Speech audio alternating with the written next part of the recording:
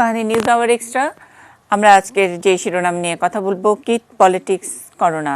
ব্যাখ্যা করতে হবে না, যারা নিয়মিত আমাদের অনুষ্ঠান দেখেন অথবা টেলিভিশনের সব খবরাখবর রাখেন। আজকাল করোনাকালে আমরা প্রথমেই দুপুরের ব্রিফিংটা দেখে নেই, বাংলাদেশে কয়জন আক্রান্ত হলেন, কতজন মারা গেলেন, এবং তারপর পরই ওয়ার্ল্ডোমিটারের খবরও আমরা রাখি। সারাদিনে একটু পরপর আমরা আমাদের হাতের মোবাইলে একটা বিপ আওয়াজ হয় এবং মৃত্যুর খবরগুলো শুনি। সুতরাং করোনা নিয়ে যারা ভীত, আতঙ্কিত, তারা সব খবরাখবর টুকটাক করে রাখেন। আর তারই মধ্যে যদি কোনো সুখবর যদি থাকে বাংলাদেশের জন্যে, যারা অতিষ্ঠ হয়ে গেছেন ঘরে থাকতে থাকে, তাদের বেলায় তো কোনো কথাই নেই। তাদের জন্য একটা বড় সুখবর গণস্বাস্থ্য হাসপাতাল নিয়ে এসেছিল। বেশ কদিন আগেই আমরা সেই খবর ব্রেক করেছি, অর্থাৎ গণস্বাস্থ্যের একজন গবেষক ডক্টর বিজন কুমার শীল, তিনি এবং তার সঙ্গীরা, তার যে টিম, সকলে মিলে একটি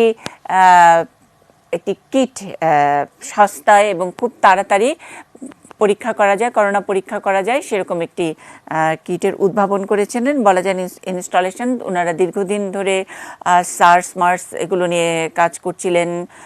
নানান ধরনের করোনা ভাইরাস নিয়ে তাদের গবেষণা আর যে অভিজ্ঞতা, তারই আলোকে তারা খুব সহজে করোনা পরীক্ষা করার একটা কিট আনার কথা, বাজারে আনার কথা, বা সেটা সম্ভাব্যতার কথা ঘোষণা করেছিলেন অনেক দিন আগে।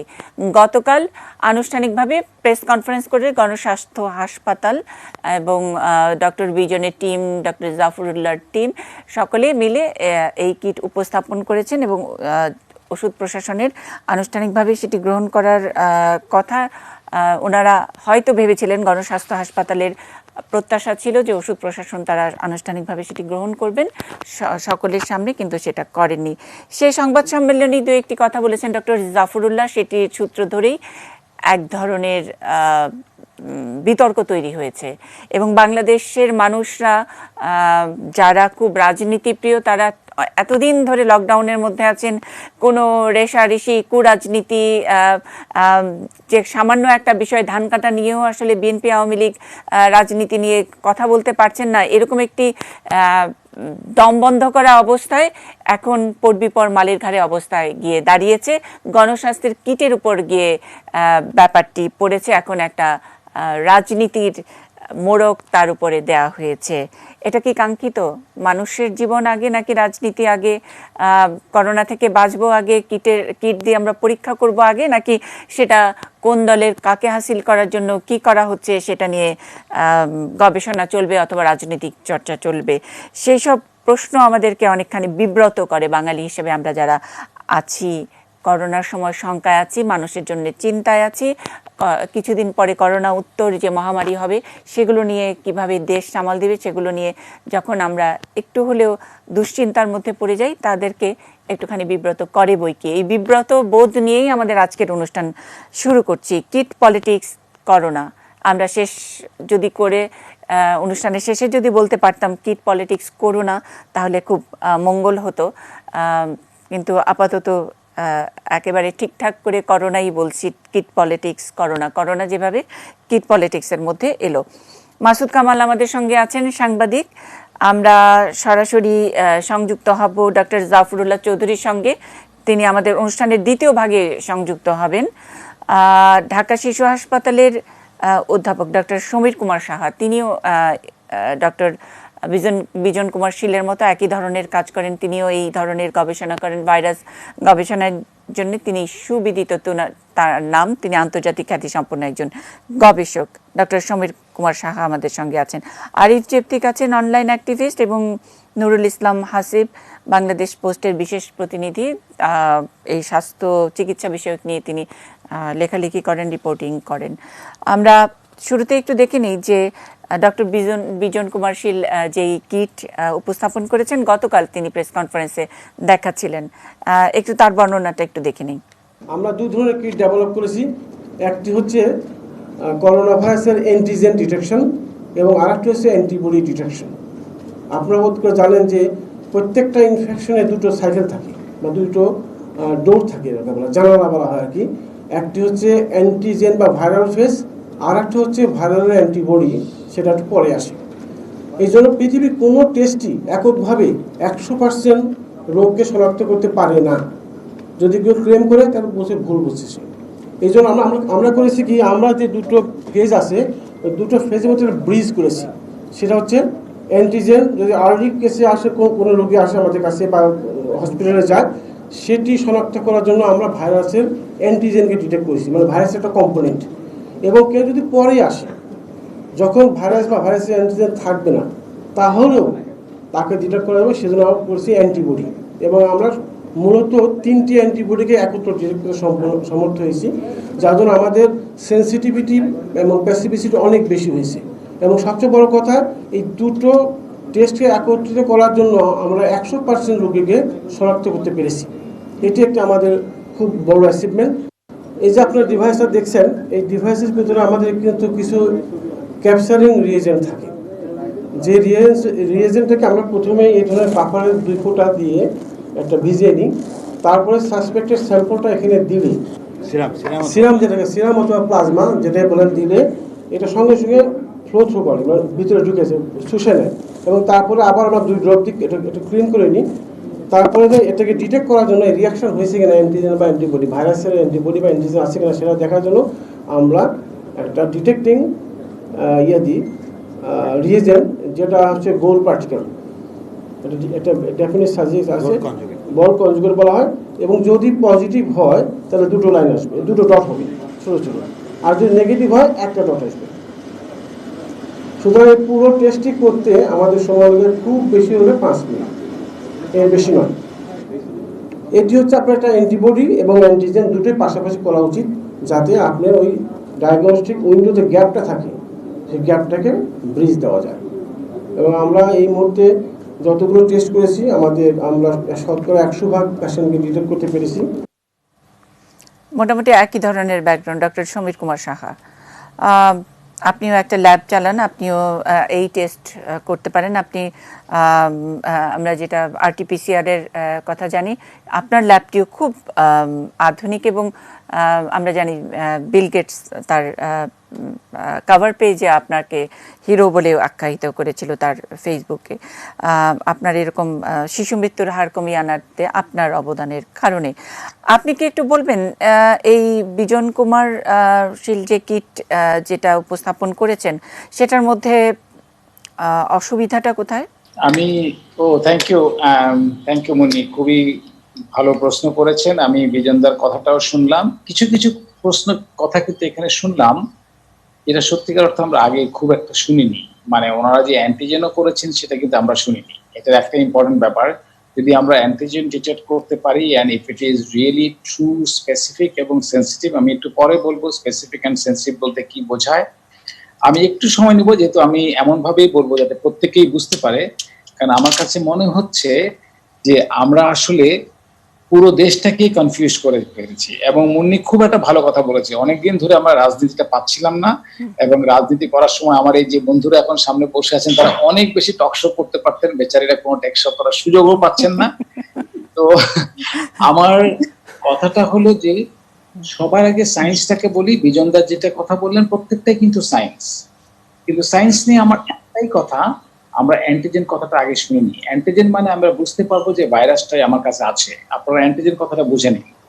আর অ্যান্টিবডি মানে হলো তার ইনফেকশনটা হয়েছে, যখন ইনফেকশনটা হয়ে যাওয়ার পরে ওনার শরীরে একটা প্রতিরোধ ক্ষমতা ডেভেলপ করেছে, বা যেই অ্যান্টিজেন গুলি তার শরীরে আছে সেটা হয়তো বা প্রতিরোধক নাও হতে পারে, কিন্তু সেইগুলোকে আমরা দেখতে পারবো। এটা হলো অ্যান্টিজেন এন্ড অ্যান্টিবডি। আমরা এতদিন জানি যে IgM এবং IgG দুটো হলো কমন অ্যান্টিজেন, যেগুলোকে আমরা সবাই করি। আমরা কিসের জন্য করি আপনারা সবাই জানেন, আমি জাস্ট মনে করিয়ে দিই। একটা হলো ডেঙ্গি, এই ডেঙ্গির জন্য কিন্তু আমরা কিটের জন্য পাগল হয়ে গেছিলাম, এবং পুরো আন্দোলন অলমোস্ট হয়ে যাচ্ছিল যে ডেঙ্গির জন্য। সেখানে আমরা IgG দেখি, IgM দেখি। IgMটা আগে আসে, IgMটা আগে আসে, IgGটা পরে আসে। আমরা বুঝতে পারি সেখান থেকে, কিন্তু আমরা বুঝতে পারি না ভাইরাসটা আছে কিনা ওখানে। আমরা অ্যান্টিজেন দেখলে বুঝতে পারি ভাইরাসটা আছে। তাহলে আমরা এখন জানলাম অ্যান্টিজেনও করে। যদি এটাই সত্যি হয়ে থাকে তাহলে কিন্তু বলতে হবে এটা আসলেই বিরাট একটা ব্যাপার। কিন্তু যদি বলে যে IgM and IgG, তাহলে কিন্তু এটা যদি বলে, প্রথম কিন্তু আমরা শুনছিলাম যে আবিষ্কার, তখনই কিন্তু আমার মাথার মধ্যে একটা খটকা, এটা কিন্তু আবিষ্কার নয়। অ্যান্টিজেন অ্যান্টিবডি ডিটেক্ট করা, এটা কোরিয়া এবং সিঙ্গাপুর এবং ছোট ছোট দেশগুলোতে অলিগলির মধ্যে পাওয়া যায়, এবং সেগুলো আছে অনেক সস্তায়, সেগুলো আছে অনেক দামি। বিকজ যে যত পিউরিফাইড জিনিস ইউজ করে, স্পেসিফিক জিনিস ইউজ করে, সে তত ভালো করে।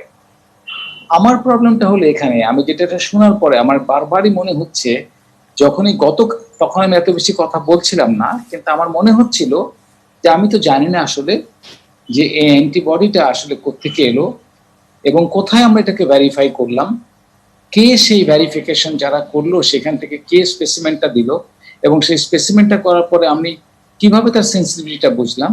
আমি কি জানি যে কার কতটা অ্যান্টিবডি আছে গোল্ড স্ট্যান্ডার্ড, সেটা কি এত কম অ্যান্টিবডি থাকলে সে ডিটেক্ট করতে পারে, আর এটা হলো কত বেশি অ্যান্টিবডি থাকলে সে ফলস রেজাল্ট দিবে।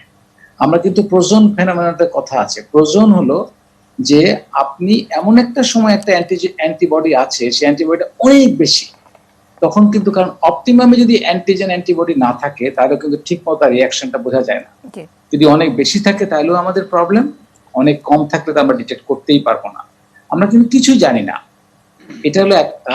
তারপরে যদি আমরা যাই, করোনা ভাইরাসটা আমার কিন্তু এখানে এক প্রশ্ন আছে। আপনি অ্যান্টিজেন অ্যান্টিবডি যেই স্পেসিমেন কোনো না কোনো তো নমুনা এনে সেটার উপরে পরীক্ষা করেছেন, ধরা যাক আমেরিকার কোনো নমুনার উপরে পরীক্ষা করেছেন, আমেরিকার করোনা আর আমেরিকান কারো করোনার দেহের করোনার নমুনা আর আমার দেহের করোনার নমুনা কি এক হবে কিনা, আমি আমার বলতে আমার দেশের করোনার। আর আপনারা তো প্রায় সব মানে সবাই বলছেন যে করোনা এখানে তো এই ভাইরাসটি মিউটেশন হচ্ছে, নানান দেশে নানান রকমের ক্যারেক্টার আচরণ করছে, তো সেই ক্ষেত্রেও তারতম্য হয় কিনা, এটাও আমার একটা প্রশ্ন আছে। মুন্নি, আমি আপনার এই প্রশ্নটা উত্তর দিব, কিন্তু আমি আগে এখানটায় যাই। তার আগে বিফোর আপনি যাচ্ছেন যে আমেরিকার সাথে বাংলাদেশের কি ডিফারেন্স, ইটালির সাথে আমাদের কি ডিফারেন্স, তার আগে আমরা কথা আসি যে করোনাটা কিন্তু একটা বড় একটা গ্রুপ। কিন্তু সেখানে আপনারা দেখছেন যে এরা কতক্ষণ আমরা বলেছি সার্চ, কখনো বলেছি আমরা মার্স, কখনো বলছি আমরা কোভিড-2, আর কখনো বলছি আমরা কোভিড-19, কখনো বলছি আমরা SARS-CoV-2, আমরা বিভিন্ন ভাবে বলছি। আমরা কিন্তু জানি না স্পেসিফিসিটি বলতে, আমি যেটা আসছিলাম সেটা হলো যে আমরা কিন্তু এটাও জানি না যে ওনারা কত রকমের বিভিন্ন ধরনের করোনা ভাইরাসের সাথে ওনারা এটাকে কম্পেয়ার করেছেন। যদি ওনারা এই ড্রাগ অ্যাডমিনিস্ট্রেশনে না গিয়ে একটু আমাদের মতো যারা আমরা একটু অন্তত পক্ষে সায়েন্সটা যে বুঝি, আমাদেরকে নিয়ে যদি ওনারা একসময় একটা ওয়ার্কশপ করতেন, একটা কনফারেন্স দরকার নেই না, এরকম একটি মানে আমরা মানে জুম মিটিংও হতে পারতো, আপনারা সরাসরি আলোচনা করে যার যার প্রশ্ন উত্তর নিয়ে নিতে পারতেন। মানে সরাসরি এখন তো আর সেমিনার করা যায় না। কোনো অসুবিধা নেই, আমাদের কিন্তু সেমিনার করার জন্য খুব যে কাছাকাছি গিয়ে ঘেঁষাঘেঁষি করে বসতে হবে তার কোনো দরকার নেই। আমরা কিন্তু বসে খুবই চমৎকার ভাবে এরকম জুম মিটিংও করতে পারতাম, আমাদের মনটা ভালো লাগতো, এবং আমরা যখন 3 মাস পরে 6 মাস পরে আবার দেখা হবে তখন আরো বেশি আনন্দ পেতাম, কোনো সমস্যা নেই আমাদের। কিন্তু কথা হলো এইটা দরকার ছিল। এটা দরকার হলে আমরা যদি একটা জিনিস পেতাম যেখানে লিখতে পারতাম বাংলাদেশ, মেড ইন বাংলাদেশ, প্রাণটা ভরে যেত কিন্তু আমাদের। এবং আমরা যখনই এই কাজটা হচ্ছিল আমাদের কিন্তু মনে হচ্ছিল যে ওনারা আবিষ্কার বলছে, আবিষ্কার না হোক, ওনারা ওই অলিগলির জিনিসটাই আমাদের একটা গলিতে বসে করুক, তাহলে তো আমরা আনন্দ পেতাম। কিন্তু সেটা না করে আমরা এটাকে এমন একটা জায়গায় নিয়ে গেলাম, এখন মনে হচ্ছে যে বোধহয় আমার জাফরুল্লাহ ভাই বোধহয় বসে আছেন আমার কামাল হোসেন ভাইয়ের সাথে, আর বোধহয় আমরা বসে আছি বোধহয় অন্য একটা গ্রুপে, কিন্তু আমরা যে ওনাদের সবার সাথে একসাথে, এবং আমরা যে মানে এটা একটা নতুন মানে কি থট আমরা পেলাম যে শেয়ারিংটা আপনারা যারা সেম ট্রেডের আছেন, সেম চিন্তার আছেন, তাদের মধ্যে শেয়ারিংটি হয়নি, এটা একটা গ্যাপ পাওয়া গেল। তাইলে কি আমি বলবো শেয়ারিং হয়নি বলে ওই কিটটা আসলে কোনো কিটই না? না, আমরা সেটা বলবো না, আমরা ওনাদেরকে একদমই ছোট করে দেখতে চাই না, কিন্তু একদমই না, কিন্তু আমরা ওনাদের সাথে কাজ করতে চাই একসাথে। কারণ আমাদের কাছে যদি আপনি চিন্তা করেন, আমাদের কাছে আমি আপনার জায়গাটা বুঝতে পেরেছি, এবং আমার মনে হয় আমার দর্শকও বুঝতে পেরেছে যে আপনাদের মতো যারা গবেষক আছেন, যারা এটাতে এক্সপার্টাইজ, তাদের কে নিয়ে বসা হয়নি, আলোচনা হয়নি। এটা একটা বড় অপরাধ, বড় একটা দোষ হিসেবেও আমরা কাউন্ট করতে পারি। কিন্তু তার আগে যেটি এক্সিস্টিং, যেটা জনগণের সামনে ওনারা প্রেস কনফারেন্স করে একটি ছোট্ট ডিভাইস একটা উপস্থাপন করলেন। উদ্ভাবন আর আবিষ্কারের মধ্যে পার্থক্য আছে নিশ্চয়ই, এটা অ্যাসেম্বলিংও হতে পারে, তাতেও কোনো দোষ নাই। আমরা কিন্তু মাঠে ঘাটে একটা ডায়াবেটিস পরীক্ষা করার একটা ছোট্ট ইনজেকশনের মতন জিনিস নিয়েও ঘুরি। এটাও তো আগে তো এই ডায়াবেটিসটাও পরীক্ষা করতে আপনার ডায়াবেটিস হাসপাতালে যেতে হতো। তো ব্যাপারটা এরকমও তো হতে পারে। এটা কতখানি দোষের, মানে এটা যদি ধরেন সায়েন্টিফিক কোনো যাচাই বাছাই না হোক বা কিছু না, শুধুই করোনা আছে কি নেই অথবা অ্যান্টিবডিয়া হয়েছে কি হয়নি সেটুকু পরীক্ষা করা যায় ছোট্ট একটা কিটের মধ্যে, এটা কতখানি দোষের, কতখানি রাষ্ট্রীয় অপরাধ? আমি আবার আপনাকে বলি, কোনোভাবেই এটা রাষ্ট্রীয় অপরাধ না, এবং যার জন্য কখনোই কিন্তু এরকম কোনো ব্যাপারে যখন আলোচনা হয়েছে সেখানে আমি অংশগ্রহণ করতে চাইনি। কিন্তু যখনই ব্যাপারটা এই লেভেলে গেছে যে ও ঘুষ নিচ্ছে বা এই করছে, তখন কিন্তু ব্যাপারটা সায়েন্সের মধ্যে থাকছে না। আপনি কিন্তু আমাকে দেখেছেন কিন্তু গতকালকের কনফারেন্সটার মধ্যে যেখানে কিছু কিছু স্টেটমেন্ট আছে, those are not science, those are different. এবং এই সায়েন্স যদি না থাকে তখন কিন্তু আমরাও কিন্তু এখান থেকে ছিটকে পড়ি। আমরা কিন্তু ওই ঘুষ নেওয়ার প্রসঙ্গটি নিয়ে নিশ্চয় কথা বলবো, যেটা ডক্টর জাফরুল্লাহ নিজে মন্তব্য করেছেন। এটা একটা ছোট্ট মানে পাসিং কমেন্ট বলা যায়, উনি ওনার মতন করে করেছেন। সেটার কারণে মানে এই মন্তব্যের কারণেও কি কিটের কার্যকারিতা কমে যাবে? এই মন্তব্যের জন্য কিন্তু কিটের কার্যকারিতা কমে যাবে না। কিটের কার্যকারিতা যে জন্য কমবে, বিকজ যতক্ষণ না আমরা প্রত্যেকটা জিনিস বুঝতে পারবো ততক্ষণ আমরা এটাকে শুধু অ্যাপ্রিশিয়েট করবো, they are doing something, but at the same time আমরা কিন্তু এইটা বলবো না that kit should go and government should really supply that. আমি জানি না, আমি আরেকবারও নিশ্চয়ই সুযোগ পাবো, কিন্তু আপনাকে আমি ডিটেইল বলবো এক সময়। কোনো একটা দেশ এখনো এটাকে একসেপ্ট করছে না। আপনি যদি চিন্তা করেন, 5 লক্ষ অর্ডার দিয়েছিল Indian council of medical research within 2 days। গতকাল ইন্ডিয়া এই কিট অ্যাপ্রুভ করেছে। ডক্টর জাফরুল্লাহর কথায় আছেন, আমি ওনার কথাটি আপনাকে শোনাবো, আপনি একটু গুগল করে দেখতে পারেন। আর অনেক দেশই এটাকে এই র্যান্ডম স্যাম্পলিং এর বা টেস্টে এটা ব্যবহার করছে। আর আপনার কাছে আরেকটা ছোট্ট প্রশ্ন, এতে করে কি আমাদের কোনো পার্শ্ব প্রতিক্রিয়া হয় এই কিটটা যদি ব্যবহার করি? মানে করোনা, মানে ধরেন আমি করোনা রোগী না, অথবা আমি করোনা রোগী, আমি এই কিট ব্যবহার করলাম। আমরা তো চাইনিজ অনেক রদ্দি মাল ব্যবহার করি, অনেক কিছু করি, তাতে কি আমরা মরে যাই নাকি? আমাকে শুধু এই কিটের ব্যাপারে বলবেন, এটা তো কোনো ড্রাগ না, এটা তো প্যারাসিটামল না, আমি খেলাম মরে গেলাম। এই কিট দিয়ে যদি আমি করোনা পরীক্ষা করি, আমি কি মরে যাব? আমি আপনাকে খুবই স্ট্রেট ফরওয়ার্ড উত্তর দিতে পারি, আপনি একদমই মরে যাবেন না। কিন্তু আপনি মনে করেন বাংলাদেশে কিন্তু already corona is become a stigma. এখানে কিন্তু আপনি একজন লোকের করোনা আছে কিনা যদি কেউ বলে শুধু ওনার করোনা টেস্ট হচ্ছে, তাহলে ওই লোকটার সাথে হাঁটবে না কেউ, ওই লোকটাকে কোথাও যেতে দিবে না, ওই লোকের সাথে কথা বলবে না। আমার কি যদি প্রপারলি সেনসিটিভ না, সরি স্পেসিফিক না হয়, সে ফলস পজিটিভ দিবে আমাকে। যদি আমাকে ফলস দেয় তাহলে ওই লোকটির কিন্তু আর কোথাও জায়গা নেই। I can tell you this. ব্যাপারটা তো উল্টো হতে পারে।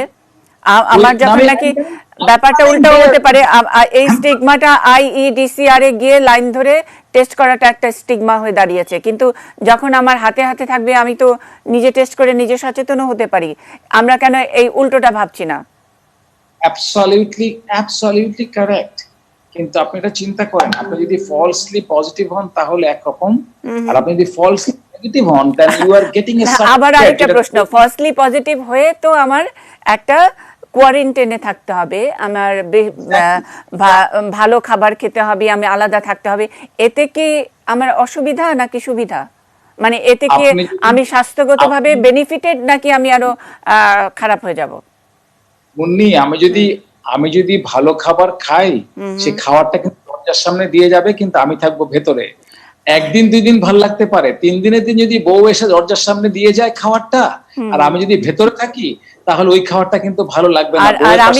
আর যখন আমি করোনা নিয়ে বেড়াচ্ছি এবং আমি ওই স্টিগমার কারণে বড় বড় জায়গায় যাচ্ছি না, আমি এবং খুব বোল্ডলি আমি আমার কথা মিথ্যা কথা বলে আমি বিভিন্ন জায়গায় হাসপাতালে গিয়ে অন্য চিকিৎসা Yes. নিয়ে এসে ডাক্তারদেরকে ইনফেক্টেড করছি, সেইটা আসলে কোন মানে সেটা হবে যে আমার জি সেটা হবে আমার সেনসিটিভিটি। আমার যদি সেনসিটিভিটি কম হয় তাহলে আপনি বাংলাদেশের কোন লেখাপড়া জানা স্ট্যান্ডার্ডের মানুষের সেনসিটিভিটির কথা বলছেন?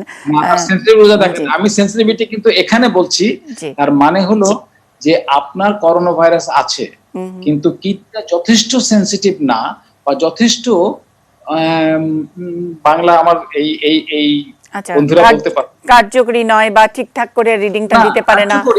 আচ্ছা সে আসলে ওটাকে ঠিক মতো ডিটেক্ট করতে পারছে না, রাইট তাহলে কি হবে? সে বীর বিক্রমে ঘুরে বেড়াবে এবং সে ঘুরে বেড়ায় সবাইকে করোনা ভাইরাস দিয়ে যাবে। সে হয়তো বা অ্যাসিম্পটোমেটিক আছে, কিন্তু অন্য যেটা হবে সে কিন্তু অ্যাসিম্পটোমেটিক নাও থাকতে পারে। সেটাই আমি আপনার কাছে জিজ্ঞেস করেছিলাম যে এটার এররটা কতখানি হতে পারে। আমি আপনাকে একজন গবেষক হিসেবে জানতে চেয়েছিলাম যে আমরা হয়তো খুব বিশ্বাস নিয়ে টেস্ট করলাম, কিন্তু এই টেস্টে কিছুই আসে না, মানে এটাতে আমি পজিটিভ হলেও জীবনেও পজিটিভ আসবে না, আমি মৃত্যুর আধা ঘন্টা আগে টেস্ট করেও দেখবো যে আমি খুবই ভালো আছি। এরকম এরর কতখানি থাকার সম্ভাবনা, আমি এটা জানতে চেয়েছিলাম। এটা সম্ভাবনা হলো যে কিছু কিছু কিট এফডিএ কি করেছে, অনেকগুলো কিট নিয়েছে, প্রায় বোধহয় 12টার বেশি কিট নিয়েছে। তার মধ্যে মাত্র 2টো কিটকে তারা এখনো অবজার্ভ করছে, তারা একবার করে তাকে অ্যাপ্রুভ করে পরে আবার ফেরত নিয়ে নিয়েছে। আচ্ছা, কিন্তু বাকি সব 30% or 20% তারা হলো আইদার ইনসেনসিটিভ অর মানে আইদার সেনসিটিভ না অথবা স্পেসিফিক না। যদি সেনসিটিভ হয় তাহলে কি হবে, যার করোনা আছে সেও ঘুরে বেড়াবে, এটা একটা ভয়ের ব্যাপার। কিন্তু আমি হয়তো বা পরে আপনাকে ডিটেইলস বলবো। কিন্তু এটাও মনে রাখবেন, এটা কিন্তু অনেকেই মেনশন করে যে এটা যদি আমরা একটা পজিটিভ ব্যান্ড পাই তাহলে এটা হলো সার্টিফিকেট যে তুমি কিন্তু করোনাতে ইনফেক্টেড হয়েছিল, you can move around anywhere because you are protected. But doctor Samir, আপনি তো সবকিছুর খোঁজ খবর রাখেন নিশ্চয়ই, আপনি হার্ড ইমিউনিটির কথা জানেন নিশ্চয়ই, যে আমরা কতদিন 2 বছর ধরে তো নিশ্চয়ই এই করোনা আসবে এই জন্য ঘর বন্ধ করে দরজা বন্ধ করে থাকবো না। বিশ্বের অন্যান্য দেশ আস্তে আস্তে, ইটালি খুলে দিচ্ছে আগামীকাল থেকে, তারা আস্তে আস্তে লকডাউন খুলে নিচ্ছে, তারা হার্ড ইমিউনিটির কথা বলছে, মানে ভেড়ার পালের যেই ইমিউনিটি, অর্থাৎ আমাদের ভেড়ার পালের মতো ছেড়ে দেওয়া হবে, যার ইমিউনিটি ভালো আছে সে বেঁচে থাকবে, এবং সেটার জন্য অ্যান্টিবডি টেস্টটা হলো একটা পাসপোর্ট হিসেবে তারা বলছে। আপনি তো এটারও নিশ্চয়ই খবর জানেন।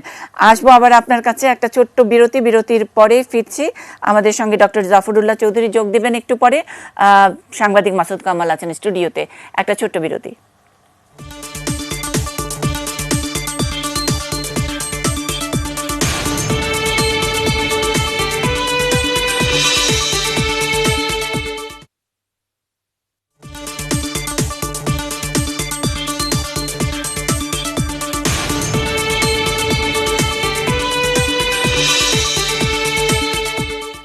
Ispahani news hour extra, kit politics corona, এই শিরোনামে কথা বলছি।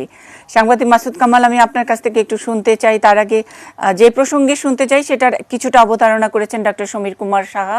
তিনি এটার সায়েন্টিফিক যেই ব্যাপারগুলো আছে যেগুলো নিয়ে তাদের একটু উষ্মা আছে, অসুবিধা আছে, বিজ্ঞান মানে শেয়ারিং নিয়ে তাদের একটু আপত্তির ব্যাপারও আছে, কিন্তু তার বাইরে বলেছেন যে প্রেস কনফারেন্স করতে গিয়ে 25 তারিখ ডক্টর জাফরুল্লাহ যে কমেন্ট করেছেন সেটা অনেকখানি এই কিট নিয়ে রাজনীতিটার অবতারণা করেছেন। আমরা একটু শুনে নেই। কালকে হঠাৎ আমাদেরকে জানালো যে আমার ঔষধ প্রশাসনের ডিজি সাহেবও সাহায্য করেছেন, এটা না করলে অসমাপ্ত থাকা যাবে আমার বক্তব্য। তবে ওনারা বলছেন যে আজকে ওনারা আসতে পারবেন না, তাই আমাদের দুঃখ যে আপনাদের সামনে আমরা ওনাদের একটা হস্তান্তর করতে পারছি না। তবে কালকে ওনারা এটা নিয়ে বসবেন। জানি না আজকে তারা কেন আসতে পারলেন না। তবে সঙ্গে সঙ্গে মন্ত্রী মহোদয়কেও আমরা 3 দিন আগে এই সভায় আসার জন্য অনুরোধ করেছিলাম, উত্তর পাইনি। উত্তর হয়তো উনি অত্যন্ত ব্যস্ত মানুষ, এখন বুঝতেই পারেন, কারণে অকারণে অনেক বেশি ব্যস্ত আছে, লেনদেনের ব্যাপার স্যাপারও হয়তো আছে, ওইসব জানি না আমি। মানে ঘুষ টুস ইত্যাদি যেগুলো নিয়ে অনলাইনে লেখা হয়েছে, আমরা আমাদের কাছে পুরো ভিডিওটাতে আমরা এইটুকুই পেয়েছি অন্তত, যে লেনদেনের ব্যাপার স্যাপার আছে, এটা একটা ইঙ্গিত, এবং উনি যেমন করে বলেছেন। আমি একটু শুনতে চাই। যে একটা কথা আমি মানে এখানে এই জিনিসটা আমি বুঝতেই পারি না, সেই জিনিসটা হলো কি, উনি কি বলেছেন যে আমার কিটটা আপনারা এখনই নিয়ে সবার মধ্যে প্রয়োগ করা শুরু করে দেন? উনি কি বলেছেন যে আমার এখান থেকে নিয়ে এখন থেকে শুরু করতে হবে টেস্ট করা? তা কি বলেছেন? উনি একটা কিছু ওনাদের ওই প্রতিষ্ঠান একটা কিছু বানিয়েছেন, বলেছেন এই জিনিসটা দিয়ে আপনারা টেস্ট করতে পারেন। আমরা কিছু স্যাম্পল এনে টেস্ট করেছি এবং ওদের সঙ্গে আমাদের 100% মিলে গেছে। দেখেন ডক্টর বিজন কুমার শীল কিন্তু ভাই নজু ফজু কেউ না, উনি দায়িত্ববান একজন ব্যক্তি। উনি বলেছেন আমাদের 100% মিলে গেছে। তো ওকে, আপনারা টেস্ট করে দেখুন না, টেস্টই তো করবেন, কারোর শরীরে প্রয়োগ করবেন না যে আপনি ঢুকিয়ে দিলেন মরে গেল, তা তো না। আপনি পরীক্ষা করে দেখুন এটা কার্যকর কিনা, এইটুকুই তো আবদার রে ভাই। আমাদের দেশের একজন লোক বলতেছেন যেটা আপনি নিয়ে যান, ওইটা ওইখানে যেতে ঔষধ প্রশাসনের আপত্তি, স্বাস্থ্য মন্ত্রণালয়ের আপত্তি, স্বাস্থ্য অধিদপ্তরের আপত্তি, সরকারি প্রত্যেকটা প্রতিষ্ঠান ওখানে যেতে চাচ্ছেন না। আচ্ছা শুনেন একটা কথা বলি, ডক্টর কিন্তু এতদিন ধরে কোনো কারণ ছিল না, শুধুমাত্র 25 তারিখে ডক্টর জাফরুল্লাহর ওইটুকু মন্তব্য, ওইটা একটা বড় কারণ হয়ে দাঁড়িয়েছে যে কোনো লেনদেনের ব্যাপার স্যাপার আছে কিনা আমি জানি না, এরকম খুব সাধারণভাবে বলেছেন আপনি বলেছেন, কিন্তু বলাটার মধ্যে এক ধরনের খুবই সিম্পল পাসিং কমেন্ট একটা। আচ্ছা ঠিক আছে, যদি আমি ধরে নিচ্ছি উনি অপরাধ করেছেন, ধরে নিচ্ছি উনি ভুল করেছেন, ধরে নিচ্ছি বলা উচিত হয় নাই, তার বিপরীতে ওনারা যে জাননি না যে ওনারা কতটুকু উচিত কাজ করেছেন। আমাদের একজন লোক একটা কিছু বানিয়েছে, ভাই আমরা যেহেতু দেখি গেলে কি এমন মহাভারত অশুদ্ধ হতো, আর না যে ওনারা এই সময় কি এমন কাজ করেছেন, কি এমন শহীদ মিনার বানিয়েছেন, কি এমন কিছু করছেন, কি করছেন এর মধ্যে ওনারা কি এমন বিশাল কাজ করছেন। আজ দেখেন এই বিষয়টা হলো কি, ওই একটা কথা আছে না, বড় একটা রাজনীতি অবশ্যই আছে, একটা রাজনীতির খোরাক দিয়েছেন, এটার মধ্যে একটা ডিবেট তৈরি করার একটা আজকে বিভিন্ন ফেসবুকে বিভিন্ন এরকম ব্যক্তিত্বের ইয়ে পড়তেছি, জাফরুল্লাহ চৌধুরী কবে ডক্টর কামালের সঙ্গে মিশেছেন, জাফরুল্লাহ চৌধুরী কবে বিএনপিকে সাপোর্ট করেছেন।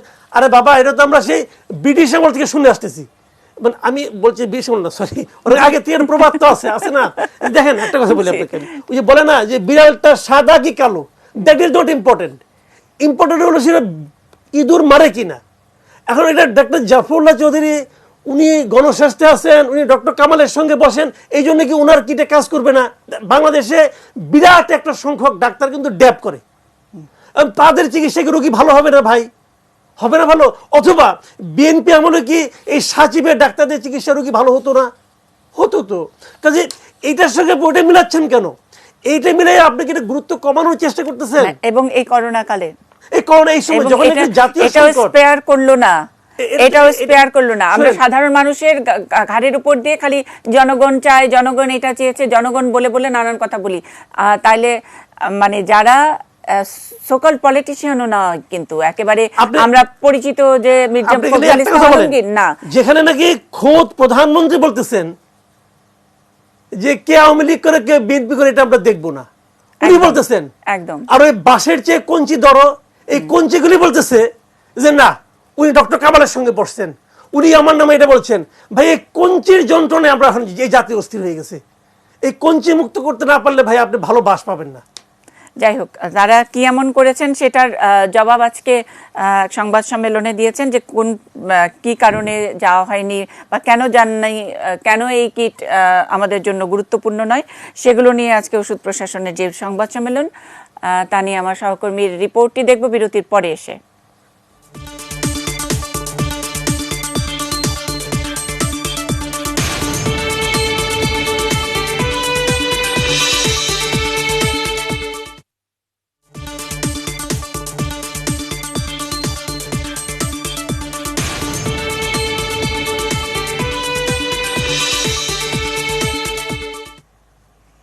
Ispahani news hour extra, kit politics corona আমাদের আজকের শিরোনাম। বিরতিতে যাবার আগে যে জায়গায় ছিলাম, আজকে করোনার কিট অর্থাৎ গণস্বাস্থ্য কেন্দ্র যে করোনার কিট উদ্ভাবন করেছেন, বাজারে সবার জন্য ছাড়ার জন্য যেটা প্রস্তাব করেছেন, সেটা নিয়ে ওষুধ প্রশাসন এক সংবাদ সম্মেলন করেছেন।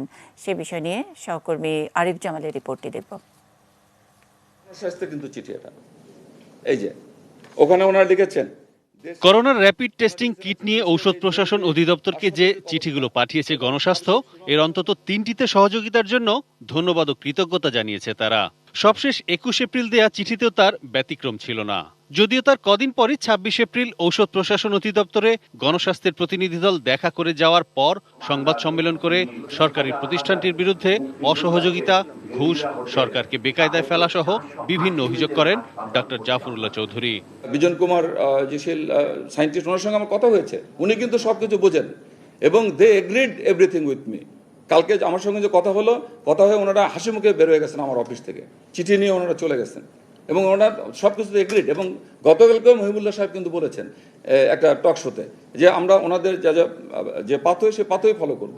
ওনারা বলেন কিন্তু করেন না। 3:30 আমার সঙ্গে বক্তব্য শেষ করে গিয়ে 4টার সময় সংবাদ সম্মেলন করে পুরোপুরিভাবে উল্টো কথাবার্তা ওনারা বলেছেন।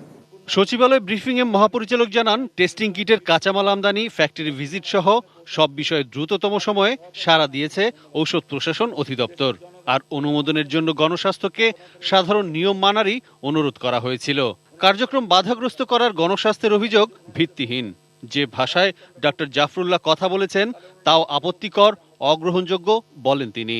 ওনাদের আমরা যেটা বলছি যে একটা উদ্ভাবন হয়েছে, সেই উদ্ভাবন আন্তর্জাতিক মানসম্পন্নভাবে যেভাবে এটা ভ্যালিডেটেড করতে হয় সেটি করতে হবে, অযাচিতভাবে এবং অসত্য তথ্য উপস্থাপন করে মানুষকে তথা প্রতিষ্ঠানকে হেয় প্রতিপন্ন করার প্রচেষ্টা চালানো হয়, সেটি অত্যন্ত দুঃখজনক এবং এটি আমি প্রত্যাখ্যান করছি এবং আমি অনুরোধ করব যেন এই ধরনের অপপ্রচার যেন না চালানো হয়।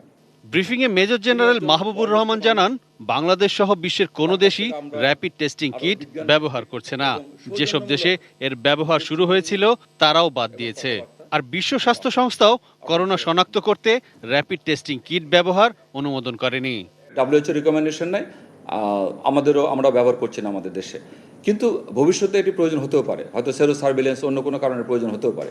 কাজে যে ওনারা যেটা উদ্ভাবন করেছেন সেটির বিষয়ে কিন্তু আমাদের বিন্দুমাত্র কোনো নেতিবাচক অবস্থান নেই। দেশে বর্তমানে 25টি স্থানে আরটিপিসিআর ল্যাব স্থাপন করে করোনা শনাক্তকরণ পরীক্ষা করা হচ্ছে।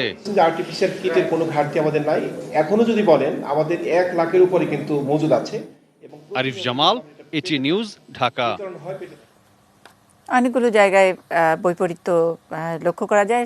সাধারণ যারা দর্শক তারাও নিশ্চয়ই বুঝতে পারবেন। পুরো ছোট্ট একটা নিউজ রিপোর্ট, সেখানে আরিফ জামাল বারবারই বলছিলেন যে মেজর জেনারেল মাহবুবুদ্দিন তিনি দাবি করেছেন যে এই কিট উদ্ভাবন করার জন্য যেসব কাঁচামাল আনা থেকে শুরু করে যত রকমের সাপোর্ট সেটা ওষুধ প্রশাসন, পররাষ্ট্র মন্ত্রণালয়, এনবিআর থেকে করে সকলেই করেছে। তার মানে বাংলাদেশের সকল স্টেক হোল্ডার যারা এটার সঙ্গে জড়িত থাকার কথা, জড়িত থাকতে পারেন, তারাই আছেন। তারপরে তিনি বলেছেন যে আন্তর্জাতিক মানসম্মতভাবে ভ্যালিডেট করার জন্য নির্দেশনা দিয়েছেন। যদি নির্দেশনাই দিয়ে থাকেন এবং সেটা যদি নাই মানেন তাহলে আপনারা সহযোগিতা কেন করছেন, এটি একটি প্রশ্ন। এবং আজকে সংবাদ সম্মেলনে বলেছেন যে এরকম পৃথিবীর অনেক দেশেই র্যাপিড টেস্টের কিট অনেকে ব্যবহার করে না। এটা কি আপনারা সহযোগিতা করার আগে জানতেন নাকি পরে জানতেন? বিনয়ের সাথে প্রশ্ন। এই প্রশ্নের উত্তর দেবার জন্য আপনাদেরকে অনেক সময় পাওয়া যায় না। আমি আশা করি জনগণের কাছে আপনারা এই প্রশ্নের উত্তর দেবেন। যদি আমরা একটু শুনে নেই আজকে এই একই জিনিস নিয়ে জাফরুল্লাহ চৌধুরীর কাছে আমাদের সহকর্মী আরিফ হোসেন জানতে চেয়েছিলেন। তিনি তখন তার হাসপাতালে বসেই তিনি চিকিৎসা নিচ্ছিলেন নিজে, এবং সে অবস্থায় কথা বলেছেন। সেটা একটু শুনে নেব। কোনো ওষুধের অনুমোদনের কর্তৃপক্ষ বিশ্ব স্বাস্থ্য সংস্থা নয়, দেশীয় তাদের drug authority, Indian council of medical research গতকাল এটা অ্যাপ্রুভ করেছে। সব স্টেটকে এটা ব্যবহার করতে বলেছে, তবে এটাকে সংযতভাবে দেখে ইত্যাদি তা বলে থাকে। গতকালের কথা বলতে তার 1 মাস আগের থেকে, এবং সেটাও 2 দিন আগেও ইরানের মন্ত্রণালয়ের একজন প্রাক্তন সিনিয়র অ্যাডভাইজার আমাকে লিখিতভাবে জানিয়েছেন যে ইরানে তারা প্রতি সপ্তাহে 1 লাখ পিসিআরের টেস্ট কিট ব্যবহার করেন আর 10 লাখ র্যাপিড একটি টেস্টিং দরকার, প্রতিদিন 10 লাখ। আমি জনগণের স্বার্থের কথা বলছি, আমি সুলভে বাংলাদেশের মানুষকে স্বাস্থ্যসেবা দেওয়ার কথা বলছি। এটা যদি রাজনীতি হয় অবশ্যই এটা রাজনীতি, জনগণের স্বার্থের রাজনীতি, সেটা তো আমি করছি, সেটা দায়িত্ব, এটা যেটা সরকারের করার দায়িত্ব। আমি রাজনীতিতে করছি জনগণের স্বার্থে। হ্যাঁ, আমি কোন কথাটা বলেছি, যে কথা আপনারা একটা সংবাদপত্র পিক আপ করছেন না, যখন দেশে ডেঙ্গুর প্রভাব প্রাদুর্ভাব ছিল তখন তার ওষুধ ছিল হলো প্যারাসিটামল, পিওর অ্যান্ড সিম্পল একক প্যারাসিটামল, সেটার দাম হলো 70 পয়সা। আমরা একটা বিজ্ঞাপন করতে চেয়েছিলাম যে ডেঙ্গুর চিকিৎসা প্যারাসিটামল খান, এটার দাম 70 পয়সা। উনি বলছেন 70 পয়সা লিখতে পারবেন না, কেননা বাজারে 2 টাকার প্যারাসিটামল আছে। বলছেন না, এটা তুলনা। আমি না, আপনার দেখার দায়িত্ব, কারণ জনগণের স্বার্থ দেখার জন্য সরকারি ডিপার্টমেন্ট, ব্যবসায়ী স্বার্থ দেখার জন্য না। তাহলে রাজনীতিটা আমি করলাম না, ওনারা ব্যবসায়ী স্বার্থ দেখছেন। 18 কোটি টাকার মধ্যে তো 1 lakh kit is not enough. তারা দিনে করেন হলো 3 থেকে 4 হাজার, 25 জনে মিলে। আর আমি বলছি এই কিট আসলে দিনে আমরা 50,000 করতে পারবো, যেটা আমাদের দ্রুত করা। আজকে আমাদের ইন্ডাস্ট্রি আমরা খুলছি, সেটা দরকার আছে, কলকারখানা আস্তে আস্তে খুলতে হবে। তাদের মধ্যে কে অসুস্থ কে না সেটা জানা দরকার। সেটা পিসিআর করতে পারবে না, কিন্তু আমরা করতে পারি। আমাদের ভুলভ্রান্তি একদম হবে না, আমি সেটা বলবো না, কিন্তু আমরা আমাদের রিপোর্টিং পিসিআরের সমতুল্য, আমরা যেটা পিসিআরের সমতুল্য। তো এখানে আমি আপত্তিটা কোথায়? আপত্তিটা হচ্ছে কি, ওনারা একটা ফরিয়াকে ইউজ করতে চান, দালালকে ইউজ করতে চান, পয়সার লেনদেনের সুবিধা নিতে চান। আমি এই লেনদেন দুর্নীতির বিরুদ্ধে আজীবন সংগ্রাম করেছি, এখনও করে যাব। আমি কাউকে অযাচিত কোনো কিছু না, আমি কাউকে ছোট করতে চাই না। আমরা ড্রাগ অ্যারেস্ট বলছি, আপনি আমাদের এই কিটটাকে বিএমএসইউতে পাঠায় দেন। ওনারা বলতে চাইতেছেন কি, এটা আপনি প্রত্যেকটা গলি ঘুরে আসেন, ওই 53 গলি ঘুরে আসেন, নিয়ম মানেন। নিয়ম কি মানুষের চেয়ে বড়? এটা এখন আমরা জরুরি অবস্থায় আছি, আমাদের ভয়ানক সংকটের মধ্যে আমরা আছি। এই সংকটের মধ্যে আমাদেরকে সাহসের সাথে মোকাবিলা করতে হবে।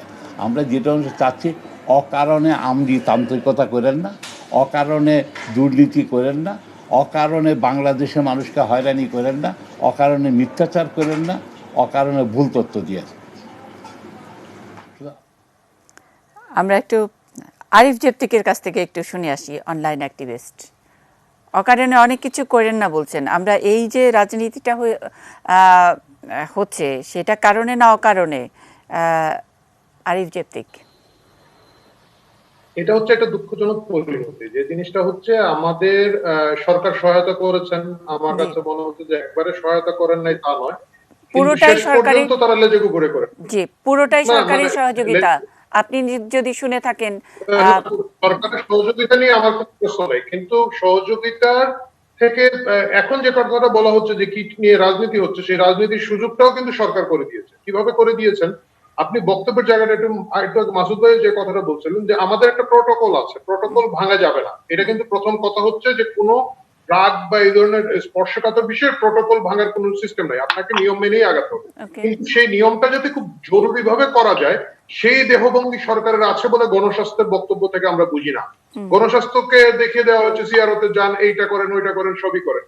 এই জায়গাটা খুব দ্রুত করার জন্য যে সরকারের যে জায়গাটা ছিল, কিন্তু সেইটুকু আরিফ দেহভঙ্গির কথা, বডি ল্যাঙ্গুয়েজের কথা যেহেতু বলেছেন, কিন্তু ডক্টর জাফরুল্লাহর 25 তারিখের সংবাদ সম্মেলনটা যদি পুরোটা আপনি শুনে থাকেন, আপনি শুনবেন উনি যেভাবে বলেছেন যে বাংলাদেশের পররাষ্ট্রমন্ত্রী থেকে শুরু করে চায়নাতে যে অ্যাম্বাসেডর যিনি আছেন, সেখান থেকে ইউএস বাংলা, এনবিআর, বাংলাদেশের প্রত্যেকটা স্টেক হোল্ডার মনে হয় সব নিয়ম ভেঙে গণস্বাস্থ্যকে এই কাজটা, এই কিটটা আনার জন্যে বা এটাকে কার্যকর করার জন্য অল আউট সাপোর্ট করেছেন। এইটা তিনি যেইভাবে বলেছেন সেটা আমি ওনার বলাটা থেকে আমি কনভিন্স হয়ে বলছি।